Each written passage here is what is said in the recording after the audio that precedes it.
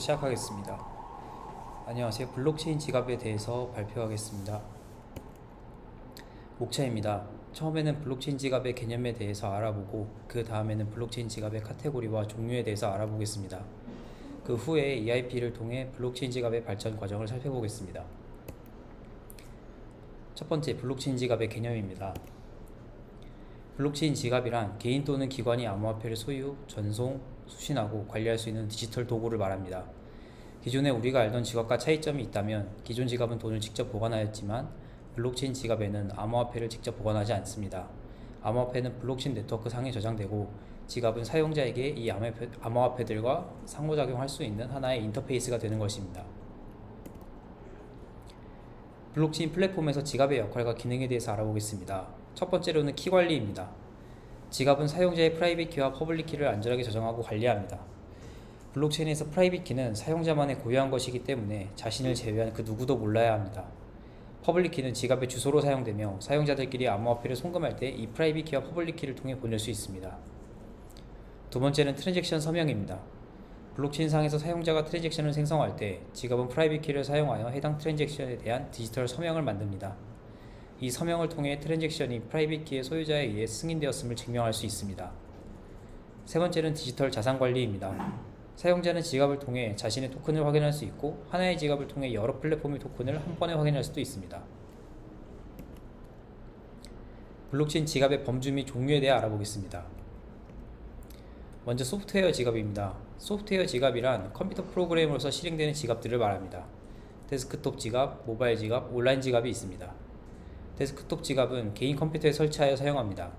상대적으로 좋은 보안성을 가지고 있지만 하드웨어, 해킹 공격에 취약할 수 있습니다. 모바일 지갑은 스마트폰에 설치되어 사용하는 지갑입니다. QR코드 스캔 같이 편리한 기능을 사용할 수 있지만 상대적으로 보안에 약할 수 있습니다. 온라인 지갑은 클라우드 기반 서비스로 제공되는 지갑입니다. 언제 어디서나 사용 가능하지만 서비스 제공 업체에 문제가 생기면 사용하지 못하게 될 수도 있습니다. 하드웨어 지갑입니다. 암호화폐를 보관하는 데 사용되는 물리적 장비입니다. 암호화폐는 기본적으로 블록체인 네트워크 상에 존재하지만 누군가에게 프라이빗 키를 탈취당하는 보안 공격에 취약할 수 있습니다. 따라서 온라인으로부터 분리되어 있는 하드웨어 지갑을 통해 암호화폐를 장기간 보관할 수 있습니다. 흔히 말하는 콜드 월렛이 이 하드웨어 지갑을 뜻합니다. 반대로 핫 월렛은 인터넷에 연결되어 있는 지갑을 말합니다. 세 번째 목차입니다. EIP에 대해 살펴보겠습니다. EIP는 이더리움 임프루먼트 프로포절의 약자로서 이더리움 네트워크를 어떻게 개선시킬 것인가에 대해서 커뮤니티에서 이루어지는 제안들입니다. EIP의 내용들 중에서 지갑과 관련된 내용들을 알아보고 이를 통해 어떻게 지갑이 발전해 왔는지 같이 알아보겠습니다. EIP 1193은 이더리움 프로바이더에 대한 표준을 제시하였습니다. EIP 1193 이전에는 다양한 지갑 익스텐션과 DApp 간의 호환성 문제가 발생했습니다. 사용자들이 다양한 지갑 익스텐션을 설치하고 직접 관리해야 했고 DApp 개발자들은 각 지갑에 대한 지원을 따로 구현해야 했습니다. 또한 서명을 위해서는 개인 키를 직접 입력해야 했기 때문에 개인 키가 노출되는 경우도 굉장히 많았습니다. 이러한 문제점은 사용자의 경험을 저하시키고 보안의 위험을 초래할 수 있었습니다. EIP 1193에서 프로바이더는 리퀘스트 함수를 구현해야 합니다. 리퀘스트 함수는 RPC 통신에 대한 전송 및 프로토콜에 구애받지 않는 래퍼 기능으로 사용된다고 합니다. EIP 1193 이전에는 EIP 1474의 인터페이스 규칙을 따랐습니다. 리퀘스트 함수는 위와 같은 인터페이스를 준수해야 합니다. RPC 통신 중 에러가 발생한다면 프로바이더에서 다음과 같은 인터페이스를 준수하여 여러 객체를 반환해야 합니다.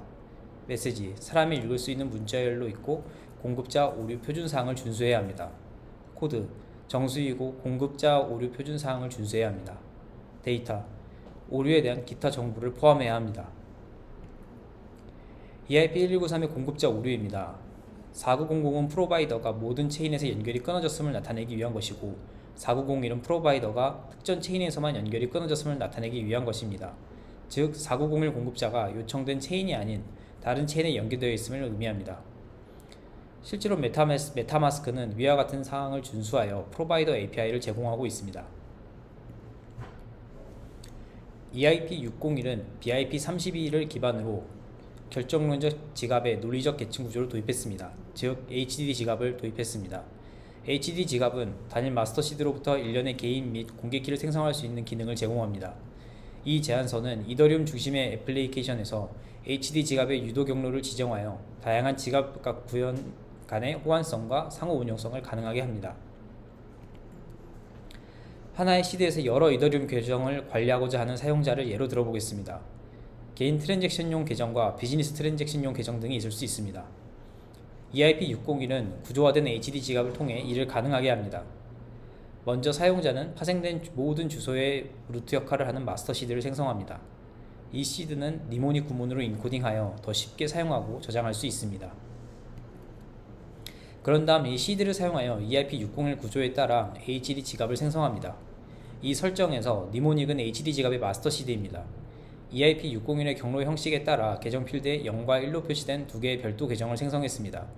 따라서 이제 사용자는 동일한 시드에서 개인용 계정과 업무용 계정이라는 두 개의 별도 계정을 갖게 됩니다. 이것은 단순화된 예시라는 점에서 유의해야 됩니다.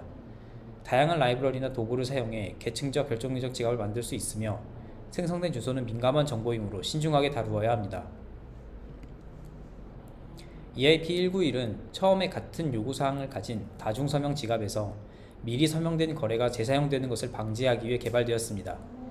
해당 EIP는 퍼스널 사인에 대한 버전 바이트와 서명 가능한 데이터 구조를 도입하여 서명 데이터를 더 명시적이고 유연하게 만듭니다. 탈중앙화 거래소 시나리오에서 사용자는 토큰을 판매하기 위한 주문을 사전 서명합니다. 탈중앙화 거래소에는 사용자의 EIP191 서명 형식을 인식하는 스마트 컨트랙트가 있습니다. 이제 탈중앙 거래소에는 서명된 주문이 있지만 구매자를 찾을 때까지 거래가 이루어지지 않습니다. 구매자가 준비되면 스마트 컨트랙트가 서명의 유효성을 검사하고 주문이 실행하여 구매자와 판매자 간에 토큰을 전송합니다. EIP1559는 메타마스크 익스텐션에서 가스 수수료 작동 방식을 변경합니다. 가스 수수료를 더 예측 가능하게 만들기 위해 블록이 50% 이상 차 있는 경우 기본 수수료를 도입하여 12.5%씩 증가하고 감소하는 기능을 도입합니다. 메타마스크는 이 EIP의 결과로 가스 설정의 경험과 정확성을 개선했습니다. 사용자가 이더리움 트랜잭션을 전송하려고 합니다. 가스 가격을 지정하는 대신 사용자가 채굴자에게 주는 팁인 최고 우선순위 가스당 수수료와 지불할 수 있는 최대 비용인 가스당 최대 수수료를 포함시킵니다. 네트워크는 가스당 수수료, 즉 트랜잭션이 지불해야 하는 최소 비용을 설정합니다.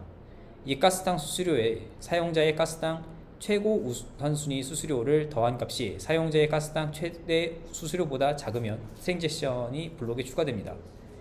기본 가스당 수수료는 소각되고 최대 가스당 수수료는 채굴자에게 전달됩니다. 이렇게 하면 트랜잭션 수수료를 더 정확하게 예측할 수 있습니다.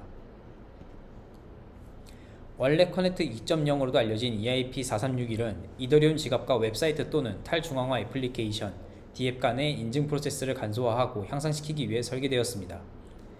메타마스크는 이 EIP를 지원하며 여러 번의 로그인과 승인 없이 지갑을 다양한 플랫폼에 연결할 수 있는 원활하고 안전한 방법을 제공합니다. 웹사이트에서 사용자가 이더리움 지갑으로 로그인하기를 원합니다. 이 웹사이트는 EIP4361을 사용하여 사용자가 서명하는 구조화된 이더리움 메시지를 생성합니다. 지갑이 이 메시지를 서명하고 서명이 웹사이트로 다시 전송됩니다. 그러면 웹사이트가 서명을 확인하고 사용자의 신원을 확인하여 보안이 강화된 원활한 로그인 환경을 제공할 수 있습니다. 이더리움 지갑 소유자가 계정에 추가 기능을 부여할 수 있도록 하는 것을 목표로 합니다. 이로 인해 이더리움 사용자는 어떤 지갑이든 완전한 스마트 계약으로 변환할 수 있습니다. EIP4337을 사용하면 사용자는 지갑의 가스를 위한 이더리움 없이도 DApp과 상호작용할 수 있어 온보딩 프로세스가 크게 간소화됩니다. 사용 사례 시나리오의 예로는 사용자 트랜잭션을 후원하는 페이마스터 컨트랙트를 들 수 있습니다. 사용자의 트랜잭션은 사용자의 가스대금 지불에 동의하는 서명인 페이마스터 서명과 함께 릴레이로 전송됩니다. 릴레이는 이를 번들러에게 전달합니다. 여기서 페이마스터는 사용자의 트랜잭션에 대한 가스대금 지불에 동의합니다. 사용자의 트랜잭션과 페이마스터에 서명된 허가서가 번들러에게 전송되고 번들러는 이를 이더리움 네트워크로 전송합니다.